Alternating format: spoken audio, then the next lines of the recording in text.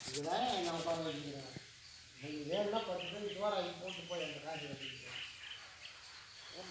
இன்னைக்கு இந்த சீட்டை போட்டு முடிக்கவும் ஒரு சீட்டு போடாத தான் இருக்குது. ஒரு 5 வருஷம் கழிச்சு தான் ஒரு 4 பேர் வந்து இந்த சீட்டை போட்டு முடிச்சு இந்த காம்பவுண்ட் போட்டு கொடுத்தாங்க. அதுக்கப்புறம் பார்த்தீங்கன்னா இப்போ ஒரு 2-3 இது பண்ண வந்து அப்புறம் அதை போட்டாங்க.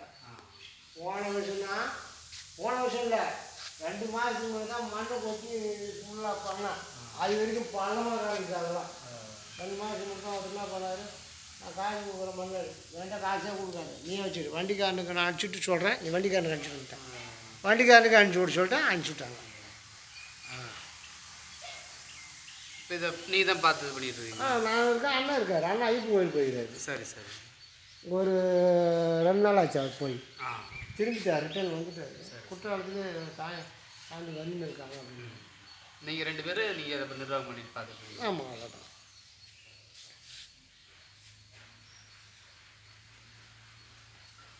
இது இடம் அவருதுங்களா? அவர் விவசாயம் பண்ண இடமே அவரே விவசாயம் பண்ண அவரே விவசாயம் பண்ணலாம். ஆமாம், பயிர் வச்ச இடம். அவர் இடத்துல இருக்கிறது தானே அவருக்கு மதிப்பு. அது என்னமோ தெரியல. அவர் பாண்டிச்சேரி ஈஸியாக சாமி இந்த 10 ஏக்கரா இருக்குது.